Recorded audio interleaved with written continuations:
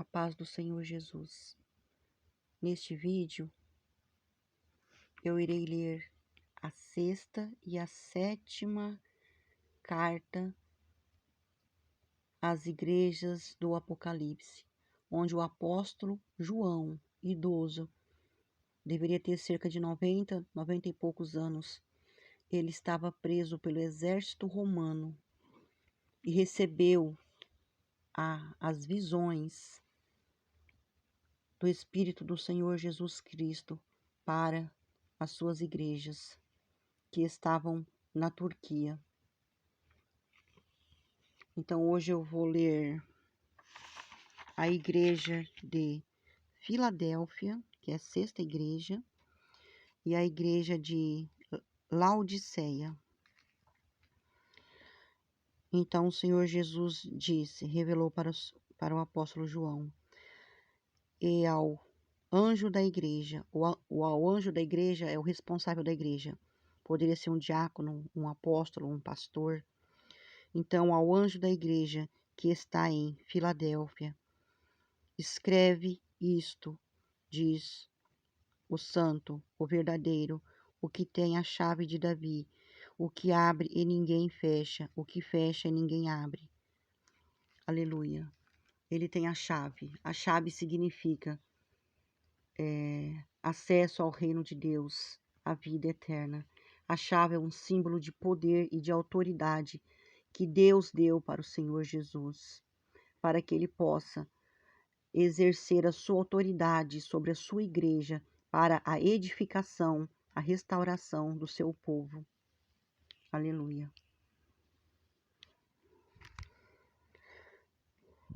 Eu sei as tuas obras, e eis que diante de ti pus uma porta aberta, e ninguém pode fechar. Tendo pouca força, guardaste a minha palavra, e não negaste o meu nome. Essa parte que eu estou lendo aqui, fica em Apocalipse 3, versículo 7, que ele começa a escrever a 6ª carta a Filadélfia. Então o Senhor está dizendo à igreja de Filadélfia que mesmo eles tendo pouca força, eles têm guardado a sua palavra. E não negaste o meu nome, porque eles estavam em perseguição. E o povo não tinha negado o nome do Senhor e estava sendo fiel à sua palavra, à sua doutrina verdadeira. Eis que eu farei aos que da sinagoga de Satanás, aos que se dizem judeus e não são, mas mente, eis que eu farei que venha e adorem prostrado aos teus pés e saibam que eu te amo. O Senhor está se referindo aqui a uma sinagoga de Satanás, a uma outra igreja que estava fazendo doutrina para Satanás, que não estava sendo fiel à sua palavra. Eles usavam a própria palavra de Deus, mas as obras deles eram para Satanás, porque eles faziam doutrinas de Balaão, doutrinas de... Como chama aquele rapaz? Os Nicolaitas, doutrinas de oferecer para ídolos, né? Oferendas para ídolos, idolatrias. Então, essa sinagoga já tinha naquela época. Aí o Senhor fala para a igreja de Filadélfia: como guardaste a minha paciência, guardaste a palavra da minha paciência, eu também te guardarei da hora da tentação que há de vir sobre todo o mundo para tentar os que habitam na terra. Olha, o Senhor está dizendo no dia da tentação que virá sobre toda a terra, que o Senhor ia guardar a mente desses crentes fiéis. No dia da tentação, uma pessoa, se ela não estiver revestida de oração, de palavra de Deus, ela poderá ceder à voz do inimigo. Ela poderá ceder e cair, pecar, cometer próprio suicídio, porque eles colocam angústia e depressão nas pessoas. Ou então ficar agressiva, violenta, cometer homicídios. Num estado de ódio, de raiva, ela pode cometer uma loucura e ferir uma pessoa, porque o Senhor diz: ireis, mas não pequeis. Não deixe que a ira tome conta da sua cabeça. Então o Senhor está prometendo aqui, ó, que essa igreja seria guardada da tentação que viria e que vem sobre todo o ser humano, né? Direto a gente é tentado. Eis que venho sem demora. Guarda o que tens, para que ninguém tome a tua coroa. Olha, o Senhor está dizendo para a igreja de Filadélfia: guarde a tua fé, guarde a tua perseverança, guarde a tua caridade, guarde as tuas boas obras, para que ninguém te tire a tua salvação. A coroa é um símbolo de vida eterna, salvação. Então nós temos que ser perseverante e guardar as nossas obras e a nossa fé. E quem vencer, eu farei coluna no templo de meu Deus, e ele nunca sairá. Escreverei o seu nome, escreverei ele o nome do meu Deus, o nome da cidade do meu Deus, que é a Nova Jerusalém, que desce do céu do meu Deus, e também o meu nome. Quem tem ouvidos, ouça o que o Espírito diz à igreja. Olha, o Senhor está falando, aquele que perseverar até o final e guardar a sua fé e as suas boas obras, só vai receber bênçãos quando chegar lá no céu. Vai ser honrado por ele e pelos anjos. Agora eu vou ler a sétima carta à igreja de Laodiceia. E ao anjo da igreja, ao anjo é o responsável, tipo um pastor, que está em Laodiceia, escreve: isso diz a testemunha fiel e verdadeira, o princípio da criação de Deus. Eu sei as tuas obras, que nem és morno e nem frio. Tomara que fosse frio ou quente. Assim, porque és morno e não és frio e nem quente, vomitar-te-ei da minha boca. Olha, o Senhor está dizendo para o pessoal da igreja de Laodiceia que eles eram crentes mornos. E por isso o Senhor iria rejeitar eles. O que significa um crente morno?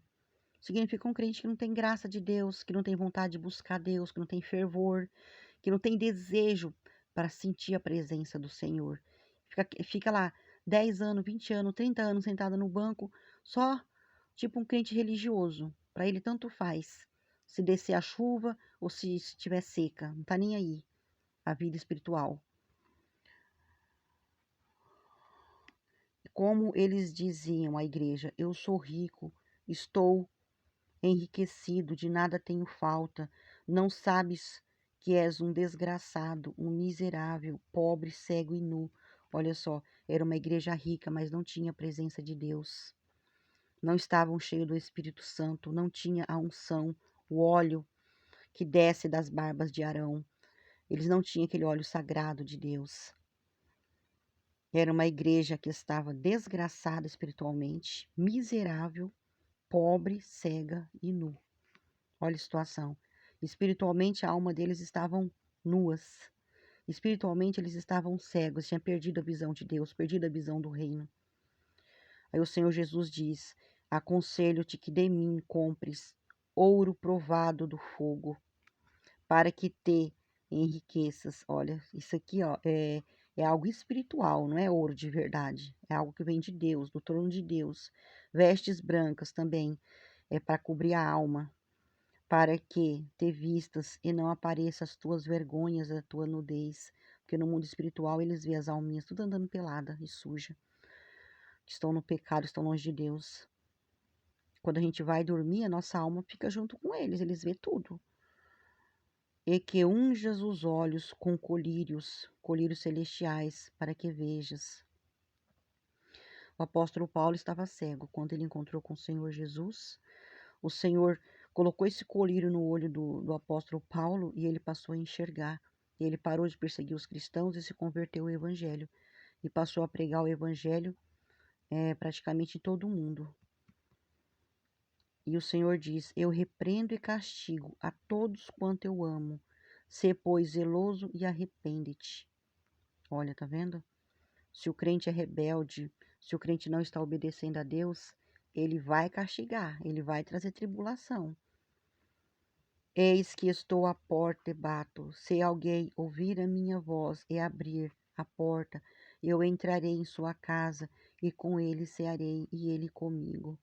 O Senhor está fazendo um convite para essas pessoas que estavam mornas, que estavam adormecidas na fé, que não tinham renovo com o Espírito Santo, que o Senhor estava na porta do coração delas, batendo, para elas poderem abrir o coração e ele entrar e dar avivamento para aquela igreja que estava morna, que o Senhor já estava rejeitando.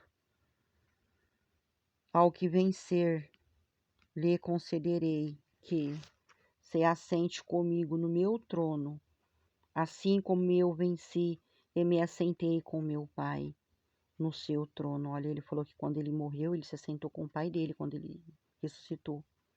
Quem tem ouvidos, ouça o que o Espírito diz à igreja. Nós somos a igreja. Nós somos os templos vivos do Senhor. E a promessa do Senhor, que se nós obedecermos a sua palavra, andarmos no seu caminho, não viver iludido com as coisas desse mundo,